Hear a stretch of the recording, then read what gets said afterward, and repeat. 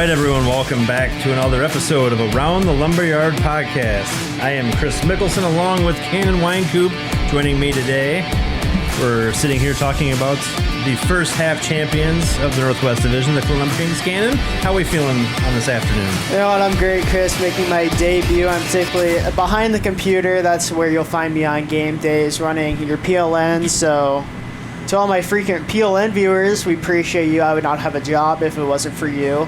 So I appreciate all the support on our social media and that. So I have an interesting role for the LumberKings, just kind of sit up in the press box, work with Andres as his intern or broadcast producer, get to watch all the home games. So I like to think I'm pretty in tune with the LumberKings, have lots of knowledge that I feel like I can relay to you guys, the fans. So I'm excited to be making my debut here on Around the Lumberyard.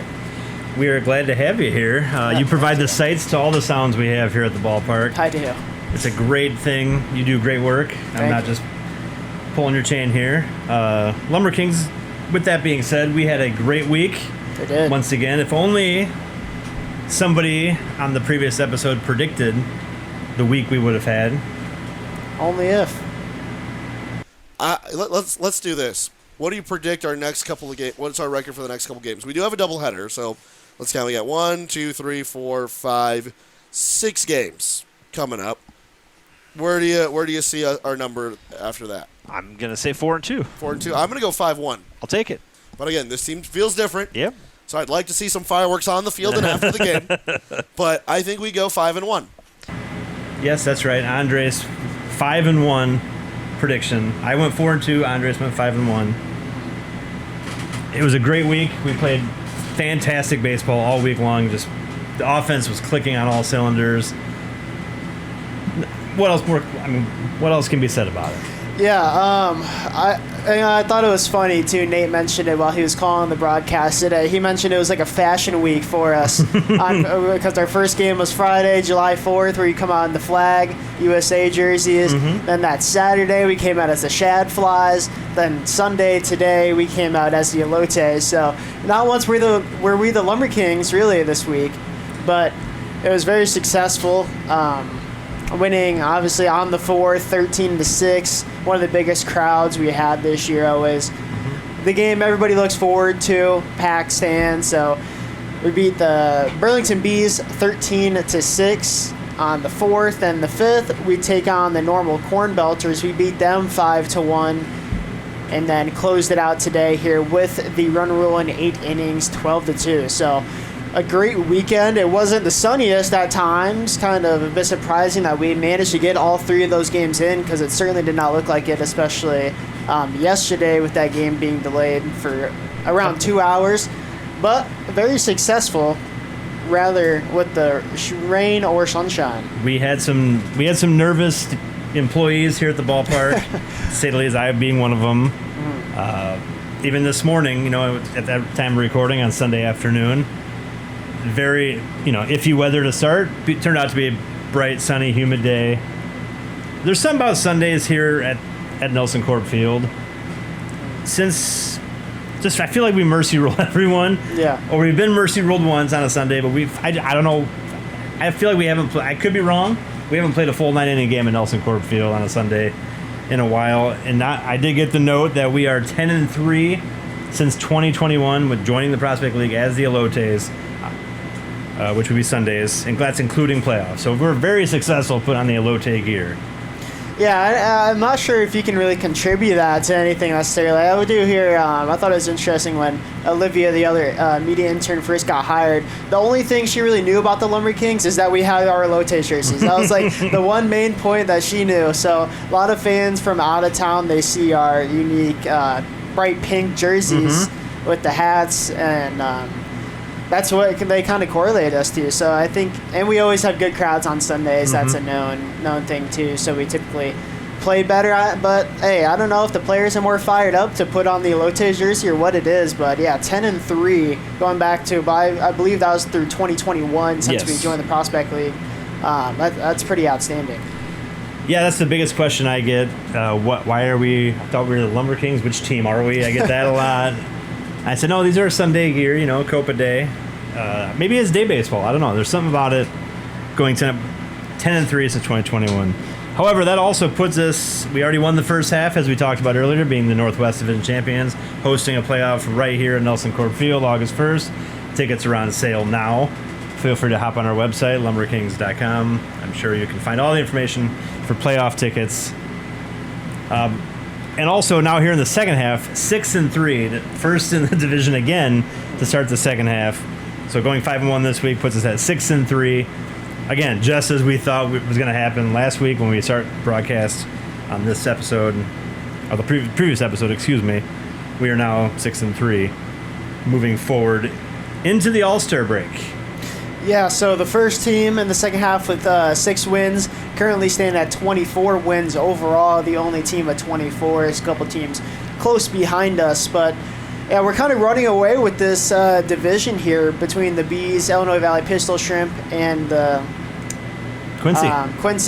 Doggy Paddlers, who we'll take on this week quite a few times. So running away with this division. But Chris, first I just want to kind of highlight some key players from this weekend, because it was a really big offensive weekend. We scored a whole lot of runs. We can start on the 4th when we won 13-6 against Burlington. Drew Turpins, he's pretty much our everyday shortstop. Cougar Cook coming in kind of changes things around, but he's been getting a lot of at-bats. 3 hits in that game on the 4th, as well as Jalen Martinez, 3 hits as well. Both of you guys had 6 at-bats, so it was an offensive spectacle there in that win over the Bees. On the 5th, it was a Jack Funky showcase. His first start at home, just joining the squad of coach, of course, son of pitching coach, actually, Mike Funky. And I'm not sure where he learned to hit, maybe his mom or something. but boy, Jack Funky can hit. He had 3 hits in that game yesterday on the 5th, and that 5-1 win over the Normal Corn Belters. Then bring it today, it was kind of all of us, a whole team effort, putting up 8 runs in that 5th inning.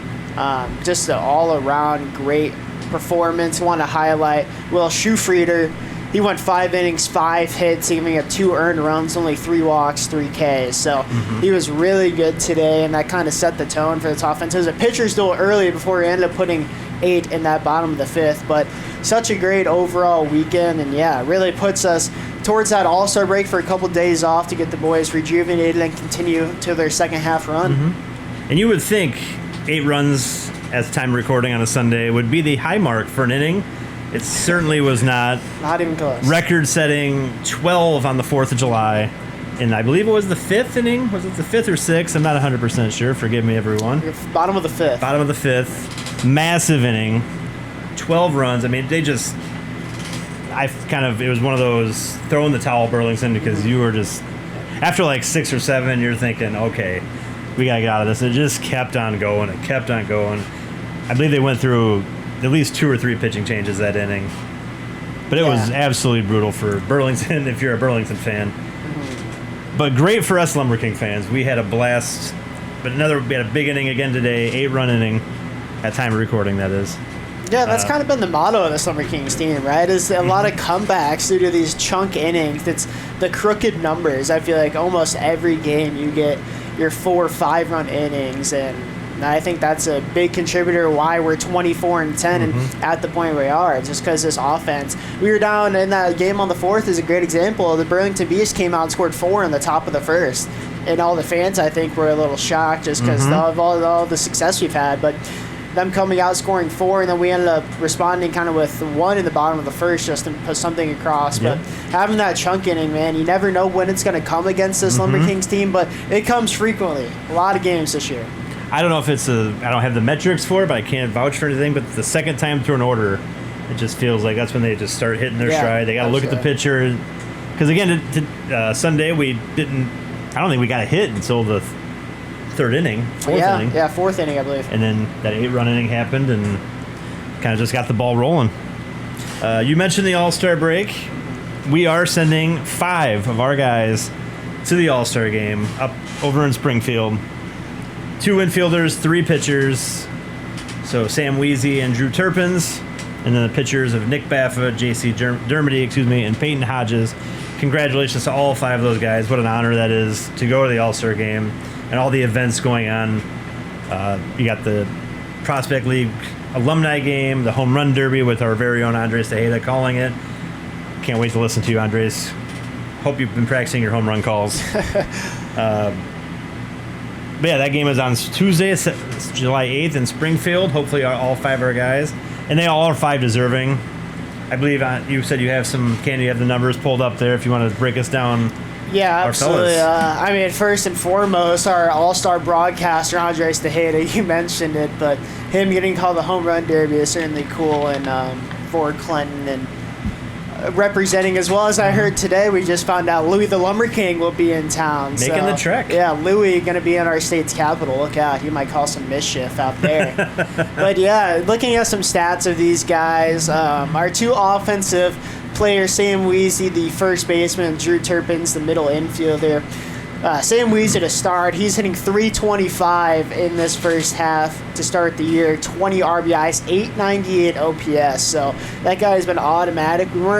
He really wasn't our everyday starter coming into the year at first base. There was a couple of guys moving around in there, and then he kind of really asserted his dominance about a week or so into the year. If he was on fire, so manager Dom couldn't take him out of the lineup, and he hasn't given Dom a reason to. He's been automatic. Really, a lot of RBIs, dude. 20 RBIs. So one of the top leaders on this team. So great job from Sam Weezy to start the year.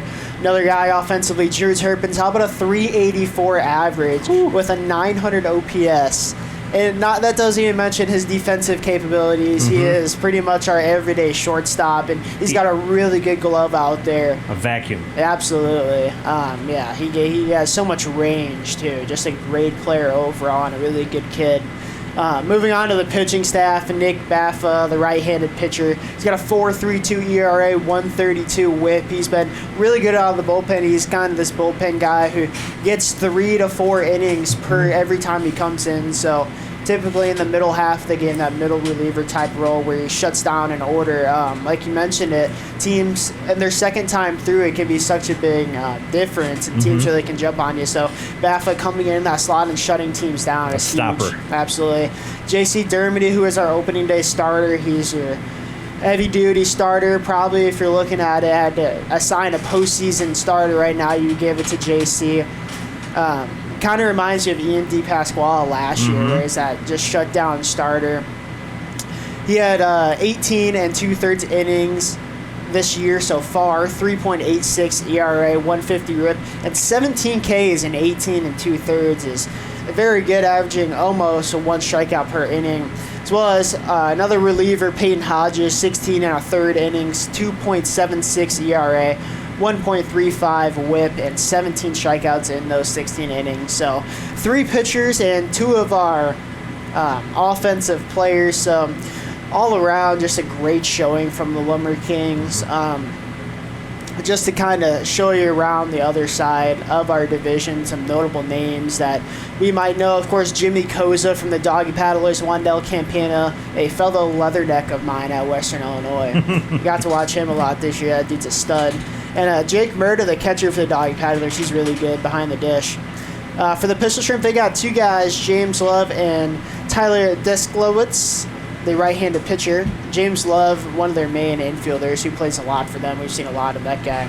Then Burlington Bees actually have 5, so they kind of beat us in the division, which is a bit surprising if you just look at records. But 5 All-Stars, Mason Schwalbach, the catcher, Cooper Schulte, who's a stud. He had a cycle on opening day for them. Caleb Siebers, the infielder, who plays almost every day.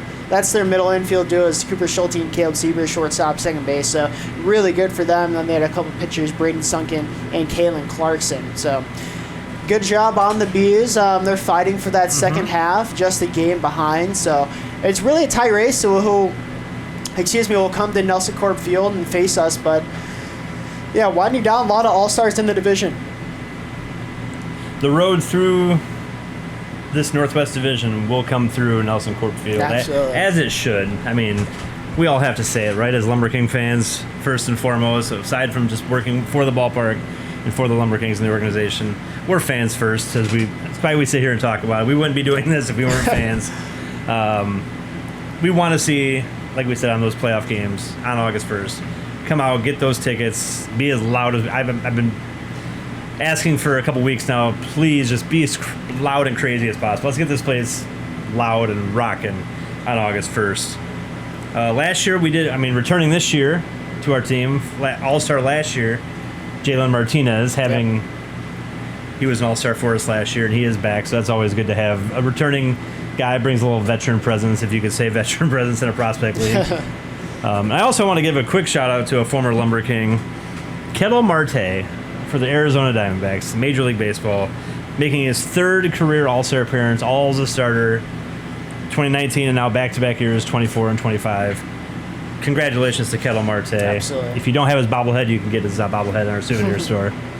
Cheap plug there for the souvenir shop. Yeah, and it's guys like Ketel Marte in the opening day meeting, when the day before opening day, when all the players first show up and Dom has their meeting. It's guys like Ketel Marte, manager Don, kind of mentioned to the roster that these very guys have stepped on this field, played every day when we were in minor league, as well as other studs like Kyle Seager and Ian Kinsler. Yeah, absolutely. Yeah, just rattle off names. Oh, we could go on forever doing that. We got a big board, right? Big board. Yeah, we sure do. But it's guys like that, manager Dom reference, and I being in the room, it's a lot of these out of town guys who don't really know the history of the Lumber Kings. And when manager Dom mentioned those names, like Ketel Marte, I saw some eyebrows raised. Like, some guys really didn't know that, and I saw them. They were talking about it after. They kind of brought a different mindset to the team with who is played exactly on this field where they're playing every day. So. Yeah, it's guys like Ketel Marte. Great to see him succeeding, one of the best second basemen, starting at second base in the NL All-Star game. Yeah. So good for Ketel. He has anchored himself as the second baseman of the National League. Yeah. Off the top of my head, can probably name you a couple second basemen in the league, in the National League. Yeah. But it's Ketel. The list starts with Ketel Marte. Congratulations to him once again. And by the way, we're doing all of this, and I hate to go back to our 5-1 week, 6-3 start the second half. This week we've been out without Nick Ventaker, one of our hottest bats in the lineup. Hopefully we'll see him return to the lineup soon. But just the fact that we're scoring as many runs as we are, as being as successful as one of our hottest hitters, Nick Ventaker. I mean, back-to-back, was he back-to-back player of the week for the Lumber Kings? Yeah, yep. So player of the month, yep. It just shows how, and we also, I mean, it just shows how successful we are and how deep this team is. Now we have the return of fan favorite Cougar Cook to the lineup today. It's so much fun to watch these guys. Yeah, scoring runs is definitely not going to be a problem this year. I can assure you that. Just if we can keep it a manageable run total, we're always going to have a chance, and I think that's what makes us so dangerous too for this postseason run. We're really set to win a championship. I feel like we have the pitching too. I mean, absolutely. We have that great combination of arms and bats. That just is a great formula for success. Absolutely, yep. So looking ahead now to next week, we are going to get very familiar with the Quincy Doggy Battlers after the break. So they will be here on Wednesday the 9th for a doubleheader, and then they will be also playing them on Thursday here at Nelson Court Field. So we have 3 games in 2 days right here with Quincy, and then we go to their ballpark for a doubleheader on Friday, the 11th. So that is, what is that? Five games in 3 days with the same team. So things could get very interesting. You never know. You play each other that many times. In warm weather, maybe fireworks can happen. I hope not. I hope everything became civil and we just have a very successful week against Quincy. Yeah, I haven't seen them a lot just because we have had a couple of cancellations. So barely I've played the newest team in the Prospect League, formerly, of course, the Quincy Gems. Took a year hiatus, and then a new ownership group came through and rebranded. 2 said Doggy Paddlers. Everybody has their own thoughts on that, but we'll see a lot of doggy paddling this week. 5 games in 3 days is kind of ridiculous, but that's how the schedule turned out with a couple of cancellations, so doubleheaders being thrown in there. But yeah, just to look at the weekend after that, we'll go to Burlington to play the Bees, and then we'll come home and play yet again the Springfield Lucky Horseshoes on a Sunday. So I was talking to Nate about this. It very well may be a possibility the Springfield Lucky Horseshoes only know us as the Elotes. They might not even know we have a Lumber Kings branding, because we've played them the last, I believe, this upcoming Sunday will make it the last 3 Sundays in a row. where we've been the Elotes and played the Lucky Horseshoes. So kind of a bit of an odd scheduling. They're going to hate the color pink. They are. They sure are. And we've been very well against them. So. And the fans turn out on 2 Sundays afternoons. Absolutely, they do. Yeah. And it makes it more exciting. I think everyone loves a good, not just to mention just a ball game. Everyone loves baseball. If you come here, you're gonna see. I mean, everyone's excited. I talked about it in length so far this podcast, how special this team feels. Just from the eye test alone, without looking at numbers, without looking at, you just watch the play on the field, watch them in the dugout, how excited they are. Everyone's on the top step watching, cheering on their guys. When a pitching change happens and Domgo gets the starter, and everyone funnels out of the dugout. Absolutely. And it's just the camaraderie is there. I think it has a lot to do with Dom telling him the history of this ballpark. Yeah. 89 seasons. This ballpark is old. At one point, I believe it was one of the oldest ballparks in the Midwest League before we came to the Prospect League. Yeah. So, Coach Dom, can't praise him enough, what he's doing with this team. Yeah, you know what this team feels like? It reminds me a lot of the 2016 Cubs, where it's like, it's been a while since a championship, you're really a historic franchise, and then you kind of get your star players coming back, like your J.M. Martinez. You have a couple of young stars rising up, like Sam Weezy and Drew Turpins, and then you have Cougar Cook coming back. Kind of feels like the Avengers are assembling here in Clinton. But yeah, it really does have a special feeling around it. Just every time out, they're going to have a chance, and this absolutely is a special group. And I hope they win a championship just for our PA guy Brad, so he can finally get a ring. Yep. But get that monkey off his back that he's been craving for. Yeah, absolutely. Because I know he was a fan here, just like myself in '91. I was a youngster. I was only barely 9 years old when we won a ring. I barely remember it, to be honest with you, unfortunately. I wish I had better memories of it. I remember I was there, and I know I was sitting in Section B with my dad and my grandpa, and I hope I will be running onto the field ready to celebrate with the rest of it, with everybody else. Absolutely. But that's a lot. We have a lot of baseball. We have things to accomplish before we get to that. I'd rather not put the cart in front of the horse on that one. We have a lot to do. We have to win. Why not win the second half again? Yeah. We already locked in a playoff spot, but there's a lot to do. Keep on. We want to get that best team in baseball. I want to keep that moniker the rest of the season, so we can have home field advantage throughout the playoffs. Yeah, and I think that's something that's gone under the radar. It's the team that has the best overall record is going to host throughout the playoffs. That's going to be huge because your first 2 rounds are just best of ones. So anything can happen. When we went to Illinois Valley and played them last year, it was a packed crowd, and it kind of had a different feeling to it. So I think the home field advantage would be absolutely huge. Even in the championship game, the home team hosts all 3 in the best of 3. So, yeah, I thought it was 1 there and 2 here. I could be wrong. It could be. I don't know for sure. I was told it was all 3 here. If it was happening, but I definitely we'll get could fact be wrong. checked, I'm sure, by somebody. Yeah, we sure will. But yeah, almost a third of the way through the last month of the year of July. So season goes quick. It sure does. Final game on July 31st. So we're almost a month and a half through. And yeah, final home game before the playoff is the 30th. It is. Then we play those pesky Pistol Shrimp to end the year at their ballpark. But then we'll be back here August 1st, playoff baseball. Once again, feel free to get those tickets wherever. You can stop at our box office or in our offices if we're off that day, or go to the website. We have the tickets available there. Do we have a QR code for that? I believe we did. Yeah. It should be. If you're on YouTube, feel free to scan this on our YouTube right here below. It's right below us.